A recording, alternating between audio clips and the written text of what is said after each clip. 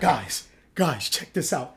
They have vegan gummy worms. I don't eat pork, so like I can't have gummy worms, but they're vegan. It's been years.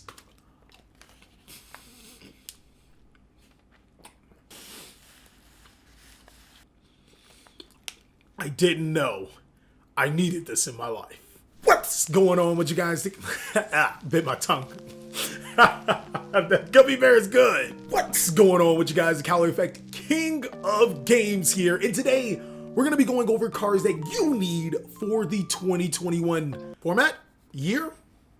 With January 2021 fast approaching, we're going to address some cards that will be really important for you to have for the upcoming formats, not only because these cards are valuable today, but more likely these cards will be applicable in the future. In this video, I decided not just to give you 5, I actually decided to give you 10. I'm going to be giving you one card from every category: monster, spell, trap, hand trap, and extra deck. I'm going to be giving you a really good runner-up card. So of course, if you want to see more videos like this, to make sure to destroy that subscribe button, but also be sure to hit that notification bell because, well, we just too strong. So without further ado, let's jump on in. The first card in a really important monster that you need for the 2021 year is Alpha Master of Beast. Now, I'm not gonna lie to you, figuring out a monster that you needed for the 2021 season was really hard because you had to find a generic one that wasn't a hand trap and was actually good. Alpha Master Beast allows you to special summon it to the side of the field if the attack of your opponent's monsters exceed the totals of yours,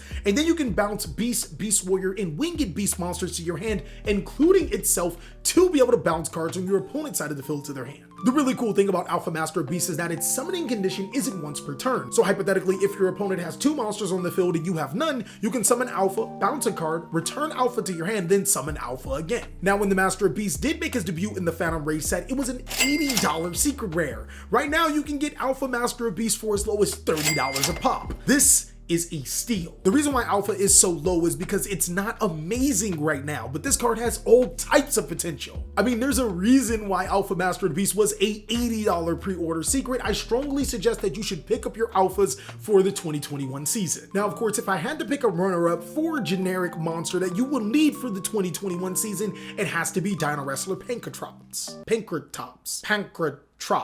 the really good dinosaur monster with the boxer shorts on. Now, I could never see this happen, but if the Konami gods were so happy to unlimited Dino Wrestler Pankratops, secret rare copies are cards that you probably should have copies of. That and Dino Wrestler Pankratops actually has a really good effect. If your opponent controls more monsters than you, well, I mean, it's a free monster to your side of the field. It has a 2600 body and allows you to destroy a free card on the side of the field.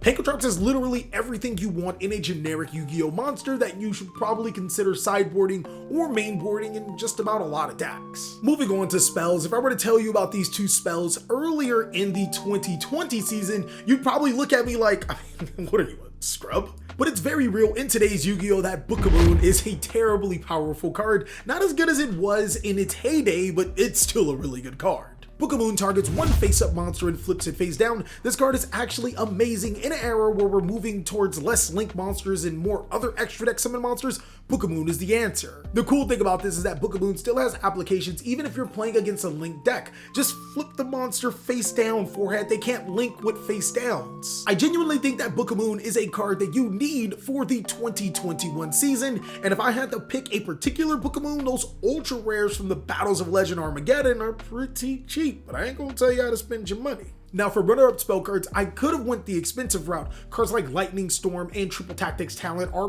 pretty much must-haves sometimes in Yu-Gi-Oh! But I actually wanted to go with an inexpensive card that's hugely underrated and is really good. Forbidden Chalice actually has the versatility of Book of Moon, being a quick play spell card, the best symbol in the Yu-Gi-Oh! Card game. You can activate this card almost during every step of the game. Like, seriously. Draw, stand, main, battle, damage step. Oh my god, this card is amazing. Forbidden Chalice does provide you that quick negation, and in a pinch, it can give one of your monsters 400 attack. That actually could come up. Moving on to traps, if you want me to take you back into my day, like in Yu-Gi Boomer days, then Torrential Tribute is actually that card again. Torrential Tribute can be activated when a card is normal summon, flip summon, or special summon, so there's a little bit of versatility, but it allows you to destroy all monsters on the side of the field. It's like a dark hole, but in trap form. Torrential Tribute is literally in the same class as Book of Moon, not necessarily a card that I thought that I would be talking to you guys about in 2021, but a card that is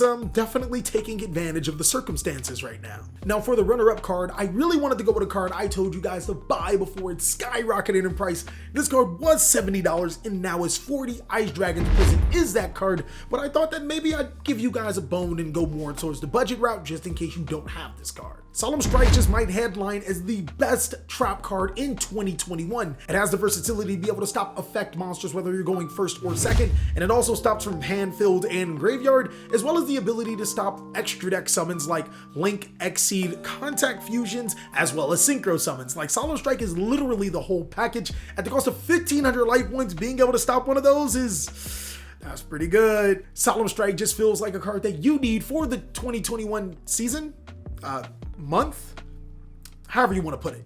Its versatility will only shine the later we get into the year. Now moving on to hand traps, the Feet and Forehead girl, me and her have definitely became friends again, has Ash Blossom and Joyous Spring is one of the best hand traps in 2020 and will follow on to 2021. I mean, unless Maxi just so happens to come off the forbidden list. Please don't let that happen. Please don't let that happen. Please don't let that happen. I mean, what? I mean, let it happen. I have ultis. I'm not scared of it. I don't like special summoning anyways. Then Ash Blossom will sit at the top of the throne as the best hand trap in Yu-Gi-Oh! The reason why Ash Blossom is just so good is its versatility. It hits every single top meta deck right now, and even the future meta decks, it has a place against them. Normally in formats when Ash Blossom and Joyous Spring is bad, literally hand traps are bad, so if you're ever gonna pick a hand trap, Ash Blossom and Joyous Spring is probably the card you're gonna take to the next season. In the runner-up for hand traps would probably be a three-way tie between DD Crow, Ghost Spell, and Skullmeister, but I'm gonna go with DD Crow. I love DD Crow's versatility to be able to activate at any given time. It's not restrictive like the other hand traps, but I also like that DD Crow can target cards in the graveyard and banish them. DD Crow's versatility could be the reason why it would outshine Ghost Spell as well as Skullmeister into the 2021 format, but regardless, we know that decks are so graveyard reliant, all three of them will have some type of relevance. And the last cards that I want to talk to you guys about goes to the extra deck. What will be the extra deck cards that you need from the 2021 season? Of course, if you guys have any disagreements with any of the cards on the list, I want you to post down below in the comment section or add on to what cards that you feel that players should need going in 2021. For the extra deck, I feel that Divine Arsenal AA Zeus the Sky Thunder is going to be a card that you need. See guys, I finally said its name right. Divine Arsenal AA Zeus the Sky. Did I say this card's name right?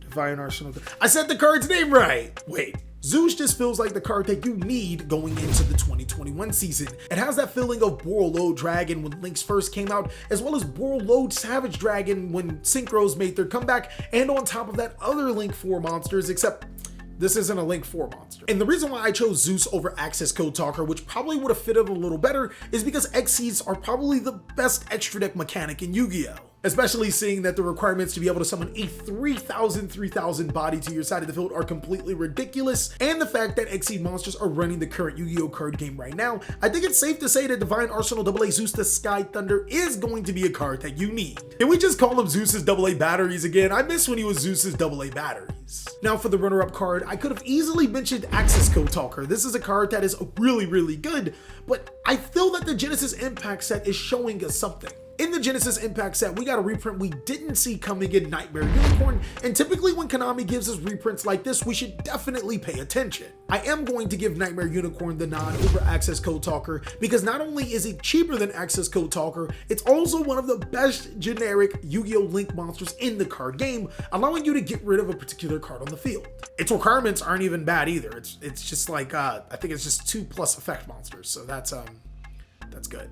Well, that is all for the cards that I think that you should have for the 2021 season. Again, I want you to post down below in the comment section what are some cards that I missed, or what are some cards that you think could be added onto this list. Also, be sure to check out these other videos, as I hope you guys are having an amazing day, and I'll catch you on the next video.